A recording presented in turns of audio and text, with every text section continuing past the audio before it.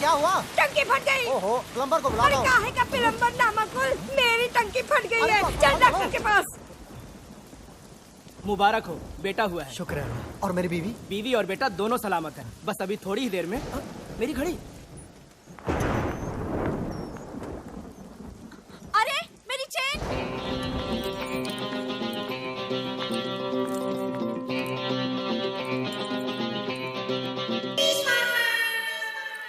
Well done officers.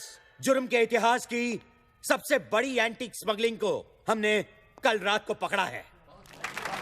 हमारे देश के हजारों साल पुराने प्राइसलेस हीरे, मोती, जवाहरात, पेंटिंग्स, स्टैच्यूज, कुल मिलाकर 10,000 किलो का नेशनल ट्रेजर विदेशी मुल्क को बेचे जाने से हमने रोका है। अंदाजा लगाया जाता है कि इंटरनेशनल मार्केट में इसकी कीमत 500 करोड़ रुपए है। इंटरपोल को शक है कि यह सारा माल एंटीक स्मगलर्स जौहरी ब्रदर्स का है। ये चिपके हुए जुड़वा भाई उन लोगों में से नहीं जो अपने माल को आसानी से जाने दें। ये इसे वापस हासिल करने की कोशिश जरूर करेंगे। इसलिए हमारा काम यहीं खत्म नहीं होता। हमारा अगला मिशन होगा इस माल को सुरक्षित दिल्ली के सरकारी खजाने तक पहुंचाना, और इस मिशन का नाम होगा भारत भूषण। Shut up Jagtap. और इस मिशन का नाम होगा भारत का खजाना। ओह। इस मिशन में हमें इस खजाने को एक स्पेशल हाई सिक्योरिटी ट्रेन में दिल्ली तक पहुंचाना है। याद रहे, ये ट्रेन सीधा दिल्ली पहुंचेगी, बीच में कहीं नहीं रुकेगी। इसीलिए जौहरी ब्रदर्स को अपने एंटीक्स हासिल करने का सिर्फ एक ही तरीका है, चलती हुई ट्रेन से इसे चुरा लेना।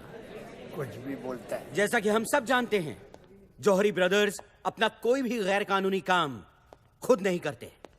हर बार की तरह इस बार भी वो किसी की मदद जरूर लेंगे। लेकिन वो कौन है जो इतना बहादुर और शातिर हो, जो हमारे नाक के नीचे ये काम दिन दहाड़े कर सके? दिन दहाड़े?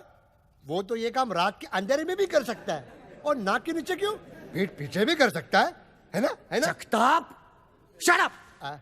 हमारे इंफॉर्मेशन के मुताबिक ये काम सिर्फ 3 लोग कर सकते हैं।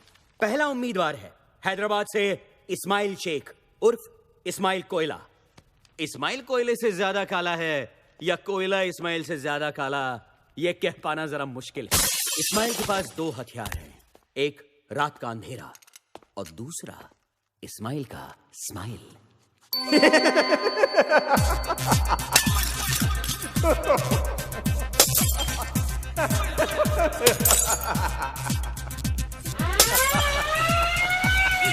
Ismail Koyla, you are under arrest. Ismail रात के अंधेरे में टॉर्च किसी निकालो। साये की तरह कहीं खो जाता है।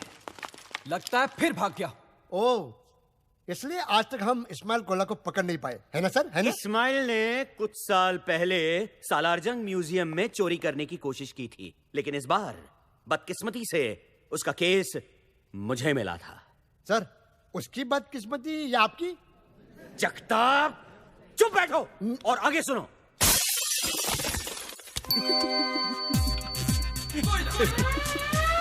Ismail Koyla, you are under arrest. लेकिन इस्माइल के ये सारे हथखंडे अब पुराने हो चुके थे। इस्माइल, ये चोरी चकारी छोड़कर शराफत की जिंदगी क्यों नहीं बसर करते? मेरे पास तुम्हारे लिए एक माइंड ब्लोइंग जॉब ऑफर है। घंटे का ₹1,00,000 मिलेगा। राजधानी एक्सप्रेस की हेडलाइट खराब हो गई है और तुम्हें आगे दांत दिखा के भागना है। वो रहा, पकड़ो पकड़ो। इस्माइल प्लीज। दूसरा उम्मीदवार है मास्टर इंडिया।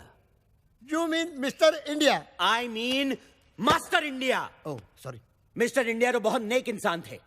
मास्टर इंडिया उनकी बिगड़ी हुई औलाद है जो अपने महान बाप के महान पावर्स का नाजायज फायदा उठा रहा है। जहां इस्माइल कोयला रात के सन्नाटे में सबसे छुप के चोरी करता था, वहां मास्टर इंडिया दिन दहाड़े सबके सामने चोरी करता था। अरे ये क्या कर रहे हैं? अरे ये क्या कर रहे हैं?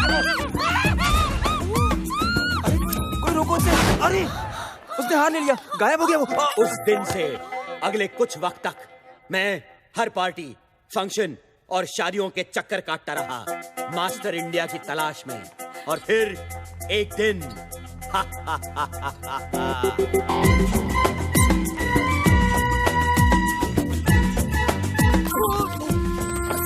सॉरी उससे हाथ मिलाने के बहाने मैंने उसका ब्रेसलेट बदल दिया।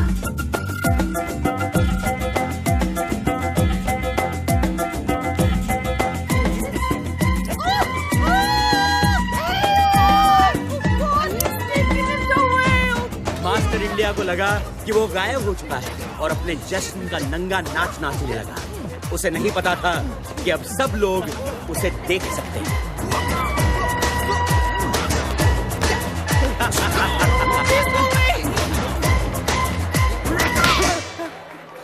मास्टर इंडिया, कमिश्नर खुश हुआ। और अब बचता है हमारा तीसरा और अब तक आजाद उम्मीदवार, मुंबई से तबरेज मिर्जा खान उर्फ तीसमार खान।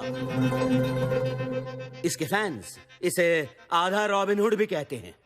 आधा रॉबिन हुड क्यों सर? क्योंकि अमीरों से लेता तो है पर गरीबों को देता नहीं।